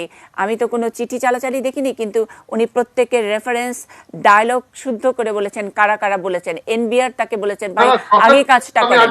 দেহভঙ্গি এখানে কিন্তু পজিটিভ দেহভঙ্গি, কোনো ধরনের সন্দেহ নাই। জি, সহায়তা করেছেন বিষয়ে কোনো ধরনের সন্দেহ নাই। আমি বলছি যে শেষ মুহূর্তে যে রাজনীতির জায়গাটা এখানে আসলো, এই জায়গাটা অ্যাভয়েড করা যেত। এই জায়গাটা কিভাবে অ্যাভয়েড করা, মানে প্রথম কথা হচ্ছে আপনি তো একটা কিছু তৈরি করে এটা প্রেস কনফারেন্স করে হ্যান্ড ওভার কিছু না, এটার একটা প্রোটোকল আছে, সেই জায়গাটা আমি মানি। কিন্তু এখন যে জনসাধারণের মধ্যে যে ধারণা তৈরি হয়েছে, যেহেতু জাফরুল্লাহ রাজনীতিতে সরকার বিরোধী অবস্থানের মধ্যে আছেন, সুতরাং তাকে বোধহয় এই তার কিট নেওয়া হচ্ছে না। কিন্তু এই জায়গাটা পরিষ্কার করার যে দায়িত্বটা সরকারের ছিল, সেই জায়গাটা করতে তারা ব্যর্থ হয়েছে। প্রথম কথা হচ্ছে, হ্যাঁ আপনি প্রেস কনফারেন্স করে এটা হ্যান্ড ওভার করতে পারেন না, এইগুলো সবই আমি মানি। কিন্তু এই জায়গাটা সরকারের যেভাবে করলে আমার কাছে মনে হচ্ছে যে ডিলিংটা ভালো হতো। আর্জেন্সি জিনিসটা যদি দেহ ভাষার মধ্যে দেখানো যেত, তারা আর্জেন্সি করেন নাই সেটা আমি বলছি না, সেটা তারা দেখাতে ব্যর্থ হয়েছে। এবং এই জায়গাটা রাজনীতি এবং পাবলিক পারসেপশনের একটা জরুরি জায়গা তৈরি হয়। যে কথাটা একটু আগে সমীরদা বলছিলেন যে যেমন তারা জানেন না শেয়ার করে না, সরকার যদি খুব কুইক একটা কাজ করতেন যে না ঠিক আছে আমরা একটা বোর্ড বানালাম, এইটা one to one hand to hand কাজ হবে। কারণ সরকার জানেন সমীর শাহকে, সরকার জানেন আমাদের আরো অনেক প্রতিভা বাংলাদেশে আছেন যারা এইসব নিয়ে দীর্ঘদিন ধরে কাজ করেন এবং তাদের কোনো ধরনের রাজনৈতিক উচ্চাভিলাষ নাই, তারা দেশপ্রেমের জায়গাতেই কাজ করেন। ঠিক আছে, আমি বিজন কুমার শীল খুব বিখ্যাত একজন ব্যক্তি, উনি একটা জিনিস বানিয়েছেন, এই ধরনের আমাদের আরো যারা রিসোর্স আছেন তারা মিলে আমরা একটা মিটিং করে দিচ্ছি, আপনারা এটা বসে, আমি যে আমলা হই, আমি হয়তো ঠিক সাইন্টিফিক মেথডটা আমি জানি না, কিন্তু সমীর শাহ তো জানেন বা এরকম আরো 5 জন সমীর শাহ বাংলাদেশে আছেন যারা এটা নিয়ে, তাদেরকে নিয়ে কাজ করাচ্ছে এবং তখন দ্রুত আমি বলতে পারতাম। কিন্তু আমরা কি বলছি যে অন্য দেশে ব্যবহার করে না, আমরা করবো না। অন্য দেশেটা আমারটা একই যন্ত্র নাও হতে পারে, মানে একটা ট্যাবলেট কোন একটা নিষিদ্ধ হয়েছে, এই কথা মানে এই না যে দুনিয়ার সব ট্যাবলেট নিষিদ্ধ হয়ে গেছে। আমি যদি বলি যে ওই দেশে ট্যাবলেট নিষিদ্ধ হচ্ছে, আমার দেশে ট্যাবলেট তুলে দিব, তা তো হয় না। এই জায়গাটা সরকার পরিষ্কার করতে ব্যর্থ হচ্ছে। কারণ হচ্ছে তারা বলছেন যে আমাদের কাছে গেলে বলছে সিআরও তে যাও, আমরা বলছি ভাই সিআরও বন্ধ। হ্যাঁ সিআরও তো যেতে হবে, এই জায়গাটা থার্ড পার্টি দিয়ে ভ্যালিডেট করতে হবে, কিন্তু এই জায়গাটা যদি সরকার দ্রুতভাবে করতেন, এবং এটা যে জরুরি ভিত্তিতে করা যায় না তাও কিন্তু না। আমি আপনাকে একটা ছোট্ট উদাহরণ দিই। যেমন সাধারণভাবে রাষ্ট্রপতির কাছে মৃত্যুদণ্ডপ্রাপ্ত আসামি ক্ষমা প্রার্থনা করে, এই জিনিসটা কি হয় সাধারণ কেসে একটা জিনিস হলে তো আর রাষ্ট্রপতি গভীর রাতে এটা আবার যে অফিস করে বসে এটাকে অ্যাকসেপ্ট বা ডিনাই করেন তা নয়। কিন্তু বিশেষ বিশেষ ক্ষেত্রে রাষ্ট্রীয় প্রয়োজনে রাষ্ট্রের মানে যেগুলো খুব বড় জনবিরোধী আসামি, যুদ্ধাপরাধী, বঙ্গবন্ধু হত্যা মামলার আসামি, এদের ক্ষেত্রে কিন্তু রাতেও এটা ডিনাই হয়। কিন্তু সাধারণ একটা মানুষের ক্ষেত্রে কি হতো, হয়তো অফিস টাইমে পরের দিন ফাইলটা ফোটা হতো এবং হতো। ব্যস্ততা এবং জরুরি জায়গাটা তৈরি হয় এক একটা সময় এক এক জায়গায়। আমি বলছি না যে আপনি ভ্যালিডেশন করবেন না বা শর্টকাট এটা বাজারে নিয়ে আসার কোনো উপায় নেই, কিন্তু আমাদের কথা হচ্ছে যে জায়গাটা দ্রুত করা হচ্ছে, হয়তো করা হচ্ছে, কিন্তু করা হচ্ছে, এই জিনিসটা স্টাবলিশ করতে সরকার ব্যর্থ হয়েছে এবং এইখানেই কিটের রাজনীতিটা শুরু হয়ে গেছে। মানে সেখানে এই জিনিসটা যদি করা হতো, মানে সেই জায়গায় যদি বলতেন আমাদের কাছে আমরা একটা বোর্ড বানিয়ে দিয়েছি, সমীর শাহ আছেন, অমুক আছেন, তমুক আছেন, কারণ এরা কিন্তু আমাদের দেশের জন্য না, এরা কিন্তু বিশ্বে সম্মানিত এবং তাদের ওই ভ্যালুটা আছে যে তারা একটা জিনিস ভ্যালিডেট করলে আমরা বুঝবো যে তারা এখানে যে ভাব দেওয়ার গল্প আর ফুসফুস খুলে এই সাবান দিয়ে ধুয়ে ফেলার গল্পের মধ্যে না, তো এরা সায়েন্স চর্চা করে, তখন আমরা বুঝতাম যে না এটা টেস্ট। এবং তারা যদি বলতেন যে না এটা টেস্ট করে কাজ করবে অথবা করবে না, আমরা এই সমাধানটা মেনে নিতাম। সাধারণ আমরা যারা বুঝি না এত টেকনিক্যাল থেকে, আমরা বুঝতাম যে না একটা বোর্ড বসে বা এইভাবে সিআরওটা খুব দ্রুত ভাবে করা হয়েছে, সিআরও কে ডাকা হয়েছে, কাজটা হয়েছে, 3 দিন পরে বলা হয়েছে এই কিট কাজ করবে না বা করবে। কিন্তু আমরা কি বলছি, দুনিয়ার কোথাও করেন আমরা করবো না, এটা হচ্ছে আমাদের আত্মবিশ্বাসের অভাব। দুনিয়ার কোথাও এই ডায়রিয়ার স্যালাইন তৈরি হয় না, এটা বাংলাদেশে তৈরি হয়েছে। আমরা যদি তখন বলতাম আরে ডায়রিয়া এই লবণ আর গুড় খাওয়ায় এগুলা ডায়রিয়া কমায় না, দুনিয়া কোথাও হয়, তাহলে এই জিনিস আবিষ্কার হতো না। এই যে সমীর শাহ অনেক কাজ করেছে, যেটা পরবর্তী কিন্তু আরিফ আপনি নিশ্চয়ই মানবেন ঢাকায় এটা করতে হবে না, না এই জায়গাটা চলে গেছে জিনিসটা। আপনি এটা নিশ্চয়ই মানবেন যে এক জায়গায় ডক্টর জাফরুল্লাহ ঠিকই বলছেন যে এখানে নিশ্চয়ই একটা কোনো ব্যবসায়িক ব্যাপার আছে, তা না হলে মানে এই যে সর্বাত্মক সহযোগিতা করে তারপরে আবার একটু স্টেপ ব্যাক করার নিশ্চয়ই মানে কারণ মানে ব্যবসা তো একটা থাকে, কিটের উৎপাদন। সরকারি অফিসে দুর্নীতি হয় না সেটা তো বললে হবে না, সরকারি অফিসে দুর্নীতি হয়, কিন্তু এই কেসটাতে আমার কাছে তা মনে হয় না। এই কেসটাতে কিছু জিনিস এটা হতে পারে যে যে জায়গাটা জাফরুল্লাহ ইঙ্গিত করছে যে টাকা পয়সার ব্যাপার, এটা হয়তো নাও হতে পারে, আমার ব্যক্তিগত ধারণা। না না না না না এখানে ভুল বুঝছেন আপনি। না, কিট উৎপাদন, কিট তো প্রডিউস করতে হবে, কিট তো বানাতে হবে। কিট হয়তো ওনারা 10,000 বানিয়েছেন, গণস্বাস্থ্যের হয়তো সক্ষমতা আছে 10 লক্ষ বানানোর, আমাদের বাংলাদেশে হয়তো 10 কোটি লাগবে। সেটার জন্য তো নিশ্চয়ই বিগ প্লেয়াররা আছেন। এইটা ইঙ্গিত করেছেন কিনা সেটাও দেখার বিষয় আছে। নুরুল ইসলাম হাসিব যোগ করবেন কিনা, মানে ওষুধের সঙ্গে 6,000 টাকা দিয়ে বালিশ কেনা হয়, এই দেশে 6,000 টাকা দিয়ে বালিশ কেনা হয়। এখন মেডিকেল ইকুইপমেন্টের একটা বিগ বিজনেস বাংলাদেশে। আপনি বিভিন্ন হসপিটালে দেখবেন ওই ডিপার্টমেন্ট নাই সরকারের, অথবা ওইখানে হয়তো ওই লোকবল নাই, কিন্তু ওইখানে কোটি কোটি টাকা দামের যন্ত্রপাতি দিয়ে দেওয়া হয়। এগুলো কোথা থেকে আসে? কারণ এগুলো এখানে নাইলে হয় না। আমরা কিছুদিন আগে দেখেছি ক্যান্সার হসপিটালে কোটি কোটি টাকার জিনিস বছরের পর বছর প্যাকেট হয়ে বসে আছে, কারণ তারা জানেই না, বা তাদের ওই ডিপার্টমেন্ট নাই, বা তাদের ওই জিনিস ব্যবহার করার সামর্থ্য নেই। কেউ না কেউ পাঠিয়েছে। আমরা দেখেছি মাস্ক নিয়ে কি কাজ হয়েছে। আমরা আমাদের দেশের ডাক্তার নার্সের জীবনকে ঝুঁকির মুখে ফেলে দিচ্ছি। এই ক্রাইসিসেও এই ব্যবসায়ী মহল এই ফলস মাস্ক, এই মানে এক জিনিস বলে আরেক জিনিস প্যাকেটে ঢুকিয়ে দিয়ে দিয়েছে, কারণ তারা এইভাবে করে অভ্যস্ত। আপনি বলা হবে না এটা ভুল হয়েছে, এটা ভুল হওয়ার কোনো সুযোগ নাই। আমার লাখ লাখ লোক জীবনের ঝুঁকির মধ্যে, আমার ডাক্তার নার্স জীবনের ঝুঁকির মধ্যে, আমার হেলথ প্রফেশনালদের জীবন নিয়ে প্রশ্ন। আপনি প্যাকেট চেক না করে প্যাকেট দিয়ে দিয়েছেন, এটা বলবেন আর মানলো? এটা মানার কিছু না। কিন্তু কোনো শাস্তি হয়েছে? কোনো শাস্তির কিছু দেখবেন না। 6,000 টাকার বালিশ যে দেশে কেনা হয়, সেই দেশে এই প্রশ্নগুলো যদি জাফরুল্লাহরা করেন, এটাকে একবারে যে আমরা ইনভ্যালিড বলে ছেড়ে দিব তা কিন্তু নয়, কোথাও কিছু একটা আছে। আমার কাছে যে জিনিসটা মনে হয়, এই ক্রাইসিস মুহূর্তে সরকার যে সহায়তা করছেন, এটা তাদের দেহভঙ্গি দিয়ে, তাদের আচার আচরণ দিয়ে, এবং এই বক্তব্যের মধ্য দিয়ে। ডিজি হেলথ একটা প্রেস কনফারেন্স করেছেন, খুব ভালো। এইভাবে যদি জাফরুল্লাহ একটা প্রেস কনফারেন্স করতে পারেন, সরকার উনি করেছেন করতে পারেন। জি, ডক্টর জাফরুল্লাহ আমাদের সঙ্গে যুক্ত। ডক্টর জাফরুল্লাহ আমাদের সঙ্গে আছেন। মানুষের জীবন নিয়ে ছিনিমিনি খেলা হতে পারে না। ভালো হচ্ছে টেস্ট কিট ভুল রিডিং দিতে পারে, টেস্ট করে দেখেন। আমাদের সঙ্গে ডক্টর জাফরুল্লাহ আছেন, আমরা তার কাছে শুনবো। নুরুল ইসলাম হাসিব, আপনি যোগ করবেন কিনা? আমরা যেই জায়গায় আছি যে এই কিটটা তো অর্থকরী একটা প্রোডাকশনের মানে প্রোডাক্ট হতে পারে, তাই নয় কি? তা না হলে এত মানে এইখানে রাজনীতি কেন আসবে, কেন বল ছোড়াছুড়ি এদিকে হবে, যেখানে অল আউট সাপোর্ট সরকারের ছিল শুরু থেকে? ডক্টর জাফরুল্লাহ নিশ্চয়ই আবারও হয়তো আরো একবার জোর দিয়ে বলবেন, তিনি আছেন আমাদের সঙ্গে। নুরুল ইসলাম হাসিব, ধন্যবাদ। আসলে অনেকক্ষণ ধরে আমি শুনছিলাম। আসলে সায়েন্স এবং পারসেপশন দুই জিনিস। এখানে সায়েন্টিফিক্যালি যদি স্পিকিং, যেটা সমীরদা হচ্ছে খুব রেলিভেন্ট পারসন, তার বক্তব্য থেকে যেটা বেরোয় আসছে, এখানে সায়েন্টিফিক্যালি অনেক এরর আছে, সেটা আমি বলছি। কিন্তু পারসেপশনের জায়গাটা যেটা হচ্ছে যে জাফরুল্লাহ চৌধুরী, উনি যেহেতু একজন ভেটেরান পলিটিশিয়ান বলবো, সে ঢাকা মেডিকেল কলেজের ছাত্র সংসদের নির্বাচন থেকে শুরু করে মুক্তিযুদ্ধ থেকে শুরু করে সবকিছুই করেছেন, সে এটাকে পাবলিক ডোমেইনে ছেড়ে দিয়েছেন এমন ভাবে যে জায়গাটা আসলে সরকার ব্যর্থ হয়েছে। এবং সরকার ব্যর্থ হওয়ার আরো কারণ হচ্ছে এবার টোটাল করোনা প্রস্তুতিতে আমাদের হেলথ ডিপার্টমেন্ট কমপ্লিট ফেল করেছে। তো মানুষের এই কারণে হচ্ছে মানুষের এক ধরনের ট্রাস্ট গ্যাপ তৈরি হয়ে গিয়েছে হেলথ ডিপার্টমেন্টের প্রতি।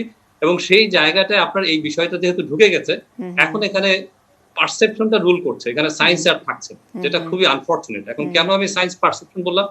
আপনি ধরেন আমরা 2020-এ এই যে প্যান্ডেমিকটা মোকাবেলা করছি, আপনি জানেন, সবাই জানে যে WHO বলছে, সবাই বলছে যে পৃথিবীর ইতিহাসে, WHOর জন্মের ইতিহাসে এরকম সিচুয়েশন হয় না, তাই না? এই 100 বছরে এরকম ঘটনা ঘটেনি।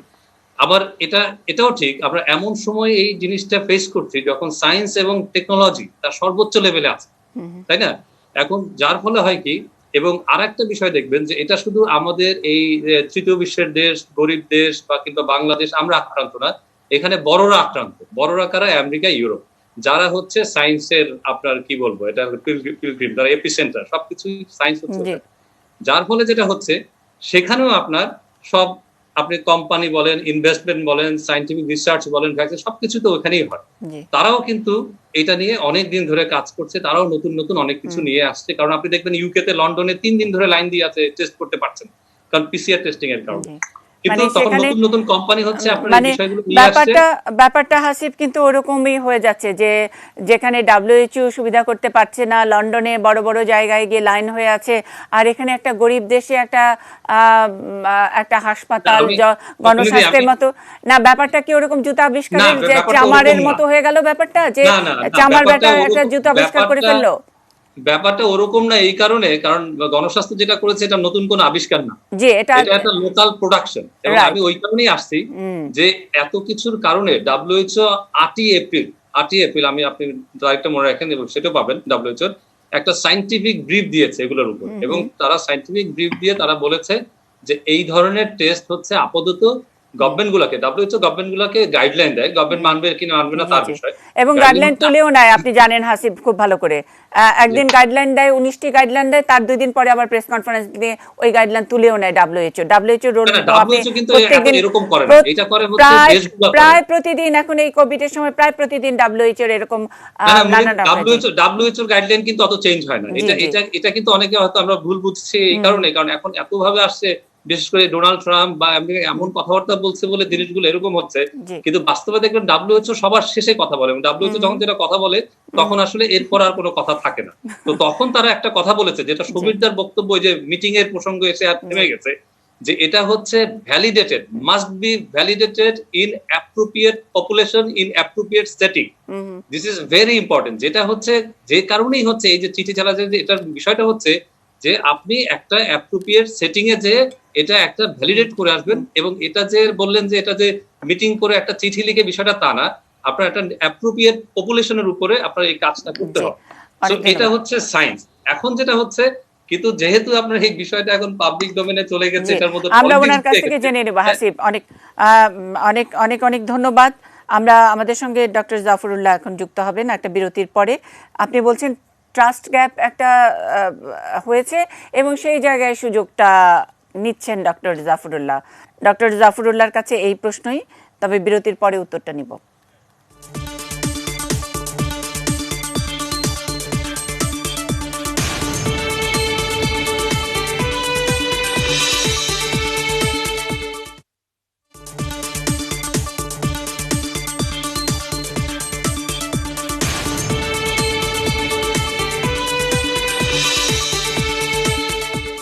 Ispahani news hour extra, kit politics corona. আমরা সরাসরি ডক্টর জাফরুল্লাহর কাছে একটু জানতে চাই। নুরুল ইসলাম হাসিব বাংলাদেশ পোস্টের বিশেষ প্রতিনিধি, তিনি বললেন যে একটা ট্রাস্ট গ্যাপ তৈরি হয়েছে করোনার সময়, আমাদের প্রস্তুতির অভাব ইত্যাদি হচপচ নানান কিছু নিয়ে, এবং সেই সময়টায় আপনি এই কিট নিয়ে সুযোগ নিলেন, এরকম একটি কথা তিনি বলেছেন। ডক্টর জাফরুল্লাহ, প্রশ্ন আপনার কাছেই রাখলাম।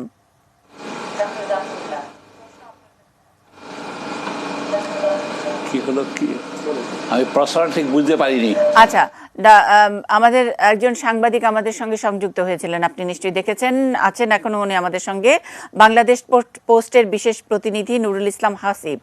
তিনি এই আপনার গণস্বাস্থ্যের ডক্টর বিজন কুমার শীলের এই কিট নিয়ে যে কাণ্ডটি ঘটছে এখন, যেই কারণে আমরা কথা বলছি, সবগুলো আলোচনায় এই বিষয়টি এসেছে।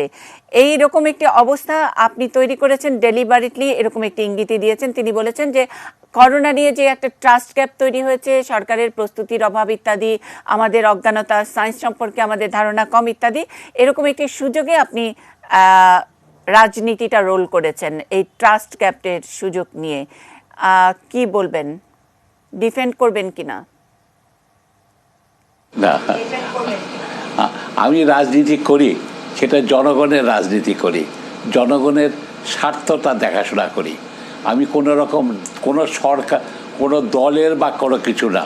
আপনারা যদি খেয়াল করে থাকেন, আমি অকৃপণভাবে সরকারের বিভিন্ন বিভাগের তাদের সাহায্য সহযোগিতার কথা আমি এটা বারে বারে বলেছি। আমি যেটা চুপ করে থাকতে পারতাম, এমনকি আমার যে ঔষধ প্রশাসন তারা যখন সাহায্য করেছেন আমি লিখিতভাবে কৃতজ্ঞতা প্রকাশ করেছি।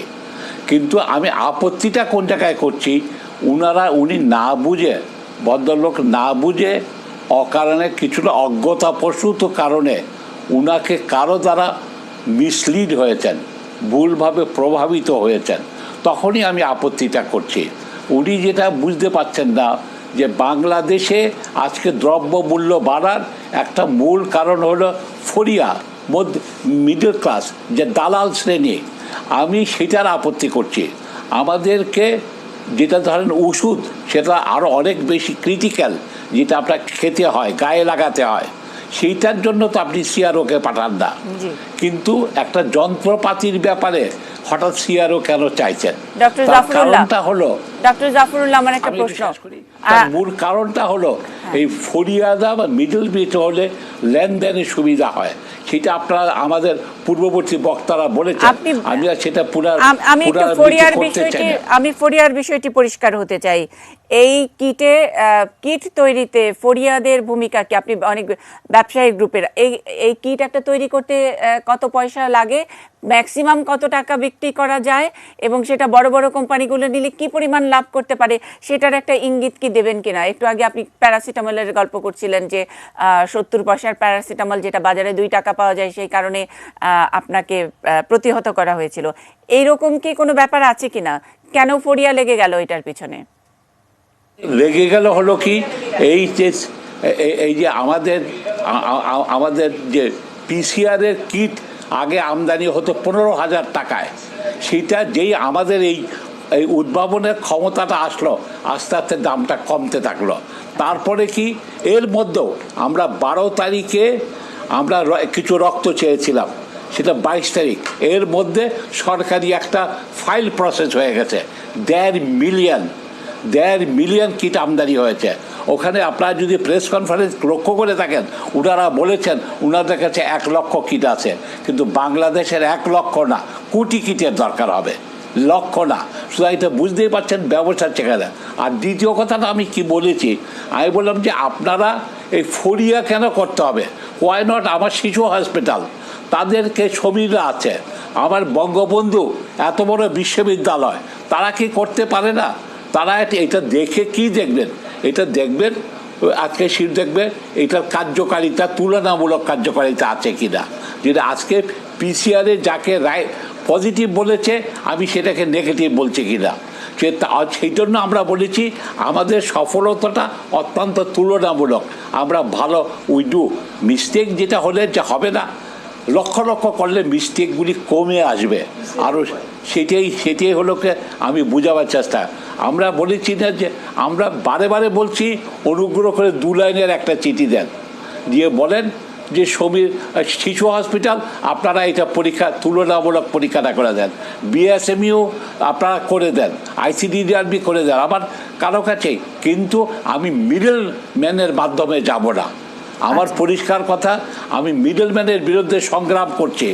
আমার রাজনীতিটা হলো জনগণের পক্ষের রাজনীতি, জনগণকে যেভাবে প্রভাবিত করা যাবে সেটাতে যাব না।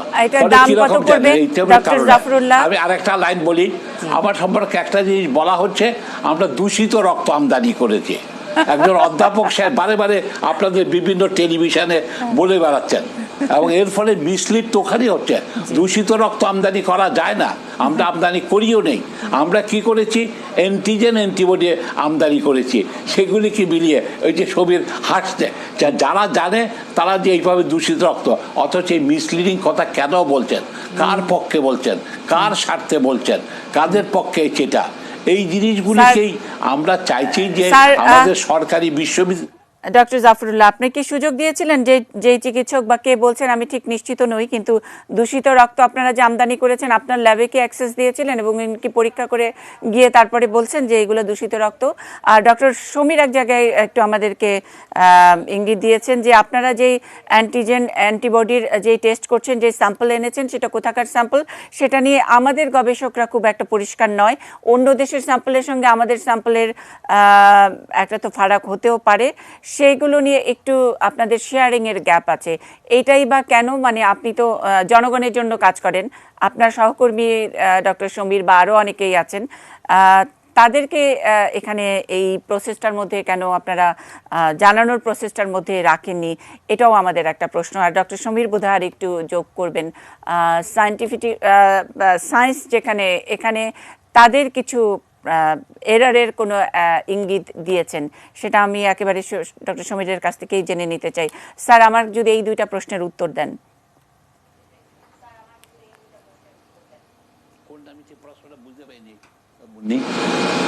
প্রশ্নটা কি স্যার? ওই যে দূষিত রক্তের জন্য আপনারা এক্সেস দিয়েছিলেন কিনা, যারা বলছেন দূষিত রক্ত আমদানি করেছেন, আর ইনক্লুসিভ নয় কেন, অন্যান্য গবেষকদেরকে আপনারা ব্যাপারটি জানাননি কেন, আপনাদের এই উদ্ভাবনীর বিষয়টি শেয়ারিং হয়নি, সেটাও একটা অভিযোগ আছে।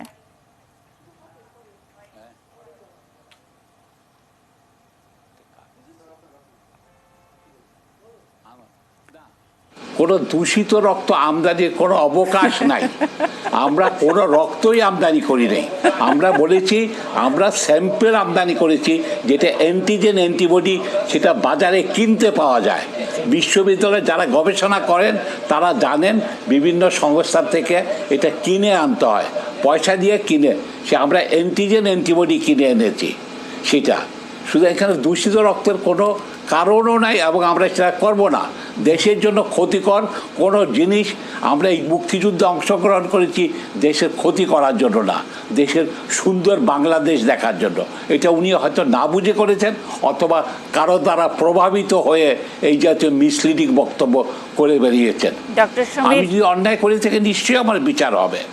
আমাদের এটা কোনো কিছু নাই, এখানে এটার কোনো ব্যাপার নাই। ডক্টর সমীর, আপনি আপনার পয়েন্ট রাখবেন একটু এখানে। ডক্টর জাফরুল্লাহ আছেন, সরাসরি আপনার যেই দু একটি পয়েন্ট আছে আপনি জিজ্ঞেস করতে পারেন। আমার কোনো কথা নেই। আমার কাছে মনে হচ্ছে যে আমাদের আরিফ ভাই এবং আমাদের হাসিব ভাই যেসব টক শো করেন তার থেকে আমারটা অনেক বেশি জটিল। কিন্তু আমি একটা জিনিস বলি যে রাজনীতির কথাটা আগে আসি, তারপর আমি প্রত্যেকটা পয়েন্ট আমি আসবো। I have my notes.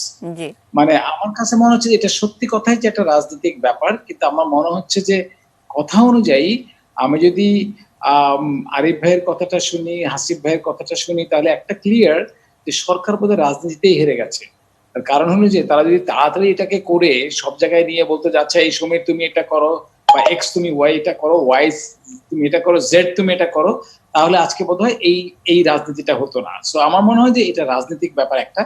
আর দ্বিতীয় কথাটা হলো যে আমার মনে হয় যে আমরা যে কাজগুলো করছি বা যেগুলোকে নিয়ে কথা বলছি, আমরা সেটা বলছি যে আমাদের রাজনীতিটা কি সুস্থ কি অসুস্থ। আমার মনে হয় কি সুস্থ অসুস্থর ব্যাপার না, কিন্তু ব্যাপারটা হলো যে আমরা কিভাবে এটা অর্জনটা করব। আমরা আগেও বলি, যেখানে আমার জাফরুল্লাহ ভাই ছিলেন না, সেটা হলো যে আমরা যদি কোনো সময় লেখা দেখি যে বাংলাদেশ মেড ইন বাংলাদেশ, সেটা যদি ইভেন 2% কমও সেন্সিটিভ হয়, 2% কম সেন্সিটিভিটি হয়, বা 2% কম স্পেসিফিসিটি হয়, ওইটাকে করে কিন্তু আমরা ধন্য হব। আমাদের প্রবলেমটা হলো এই জায়গাতে যে আমরা যখন এই কাজগুলো করছি তখন আমাদের চিন্তা করতে হবে যে আমরা, এবং আমি যেটা আরিফ ভাইয়ের সাথে একটা জায়গায় ডিফার করি, অনেক সুন্দর সুন্দর কথার মাধ্যমে উনি বলছিলেন যে ইটালির সাথে এটা ডিফারেন্স হতে পারে, অমুকের এটা ডিফারেন্স হতে পারে। আমরা কিন্তু যখন অ্যান্টিজেন অ্যান্টিবডি থাকবো সেই ডিফারেন্সটা হওয়ার সম্ভাবনা কম। এবং আপনাদের জ্ঞানার্থে বলি যে যে পর্যন্ত আমরা সিকোয়েন্সিং করেছি তাতে করে কিন্তু আমরা অনেক বেশি ভ্যারিয়েশন দেখিনি। সেজন্য আমরা আশা করি আমাদের যে ভ্যাকসিনটা আসবে সেই ভ্যাকসিনটা কিন্তু সবাইকে কভার করবে, আমরা এখন পর্যন্ত আশাবাদী। কিন্তু আমাদের একটা জিনিসকে খুব ভালো করে চিন্তা করতে হবে যে আমরা কি আসলেই পারবো এই জিনিসটাকে ম্যানেজ করতে। আমরা যেটা বলছি, আমরা যদি সরকারের কাছে আমরা যাই, তার আগে যদি আমরা, যেটা মুন্নি খুব সুন্দর করে বললো, যে যদি একটা গ্রুপের কাছে, সেটা আমরাও হতে পারি, বাট আমাদের থেকে আমরা এই বিষয়গুলো কথা বলেছি। আমি বলেছি আপনার মানে সায়েন্টিফিক্যালি কিছু এরারের কথা হাসিব আপনাকে উদ্ধৃত করে বললো। আপনি সরাসরি ডক্টর জাফরুল্লাহকে আপনার আপত্তির জায়গাগুলো কিন্তু জিজ্ঞেস করে ফেলতে পারতেন এই সুযোগে। একটা ছোট্ট বিরতিতে যাব, বিরতির পরে ফিরছি বাকি আলোচকদের কাছে।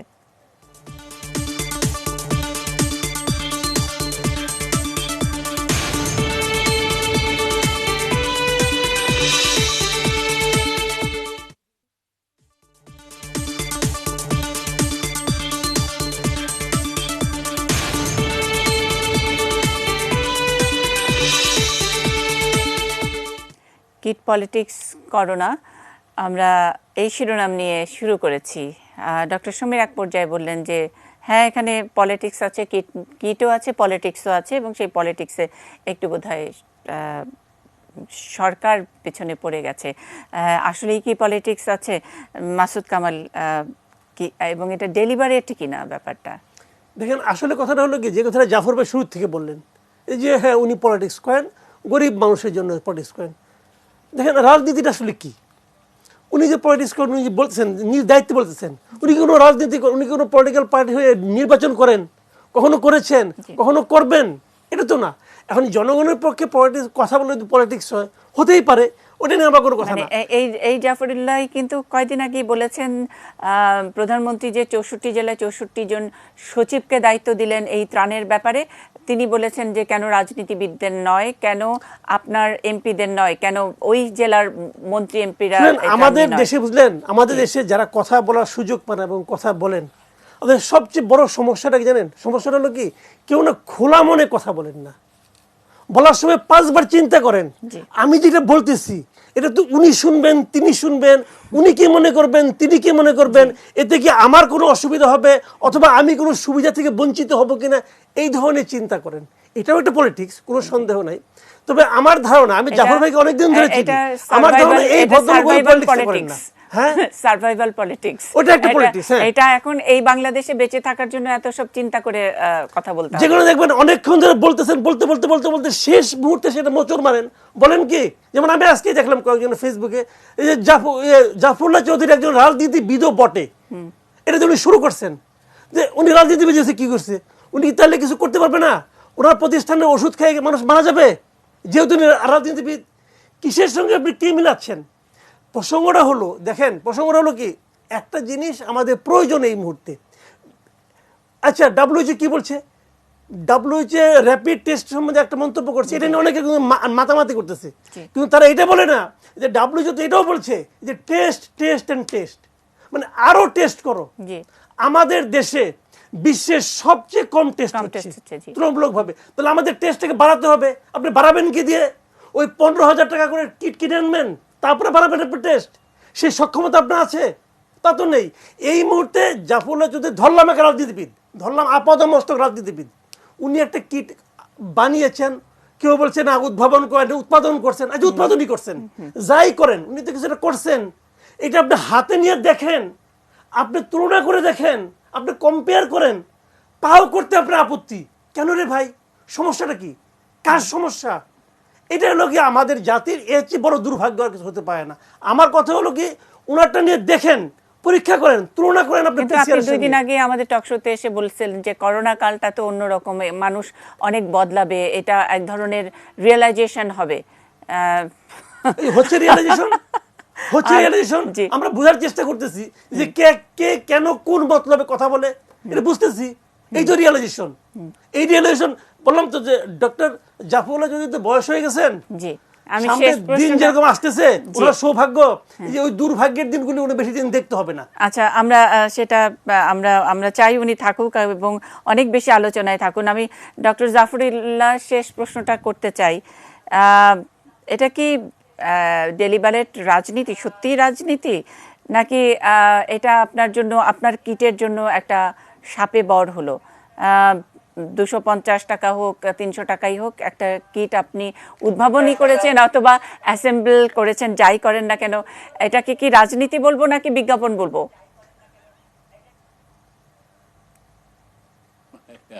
এটা জনগণের স্বার্থের রাজনীতি বলতে পারেন। এটা আমার একটাই কামনা, জনগণ যেন সুলভে স্বাস্থ্য পায়। সুলভে বাংলাদেশের লোকেরা 72% খরচ নিজের পকেট থেকে দিতে হয়, কোনো জাতীয় হেলথ ইন্স্যুরেন্স নাই, সরকার বহন করে না। সেই জন্য এখানে যে কোনো প্রোডাক্টের মূল্যটা এটা বিশেষভাবে গুরুত্বপূর্ণ এবং সেটা অবশ্য কাজ করতে হবে। আমাদের যেমন ছবির, আমি বারে বারে বলছি ওনারা পরীক্ষা করে দেখুক, কার্যকর না হলে তো বাদই হয়ে যাবে, কিন্তু এটা দিয়ে জনগণের স্বার্থ রক্ষাটাই করতে চাই আমি। আমার এটাই একমাত্র রাজনীতি, জনগণের। আপনি কি নাম দিয়েছেন আপনার এই কিটের, কোনো নাম দিয়েছেন নাকি কোনো মানে রাজনীতি ঘেঁষা কোনো একটা নাম দিবেন যেখানে বিজ্ঞাপনটাও ভালো হবে? আর একটু, এটার নাম হলো গণস্বাস্থ্য, এটা রেপিড ডট ব্লট। তার মানে এটা দিলে আপনার যদি এটা আপনার হয়ে থাকে, আপনার যদি দুর্ভাগ্য হয়ে থাকে, এটা ডট আসবে, না হলে আসবে না। এবং সেটাকে আমি বলছি যে আমাদের যে বিজ্ঞানীরা আছে, এটা আমার কোনো কৃতিত্ব না, বিজন কুমার শীল, এটা ফিরোজ আহমেদ, আমি তাদেরকে এক জায়গায় করেছি। আজকে এটা করে জমিল, আজকে যেখানে আছে এই আদনান, এদের আর কি তাদেরকে কোঅর্ডিনেট করেছে আমার ভাইস প্রিন্সিপাল মহিবুল্লাহ খন্দকার।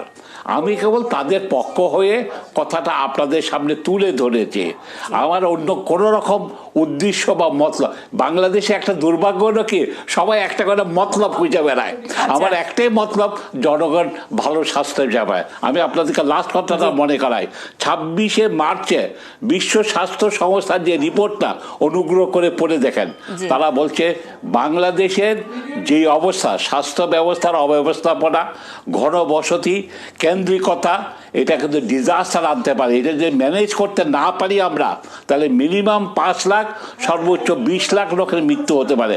আমি এটা মনে করি একটু 10%ও সত্য হয়, আমরা 50,000 আমার নাগরিককে হারাবো, এবং তাকে অন্তত একটা শান্তিতে সে চিকিৎসা, মরার আগে দিয়ে কি পানি খেতে পারবে না, মরার আগে দিয়ে সে জেনে যেতে পারবে না তার এই রোগ হয়েছিল কি হয় নাই। সে আজকে যে শ্রমিকটা কাজে শুরু করছে, সে নিশ্চিন্ত মনে কাজ করতে পারবে।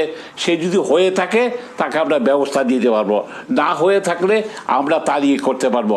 আমরা নাগরিক হিসাবে আপনি আমি, আমাদের সবার তো দায়িত্ব সাধারণ মানুষগুলির পাশে দাঁড়ানো। আমার একটাই মাত্র রাজনীতি, সাধারণ মানুষগুলির মুখে হাসি দেখতে চাই, যেই জন্য এই দেশের জনগণ অনেক ধন্যবাদ, অনেক ধন্যবাদ। আমরা বঙ্গবন্ধুর কথা বলি, উনার কথা শুনি। জি, অনেক ধন্যবাদ এবং অভিনন্দন।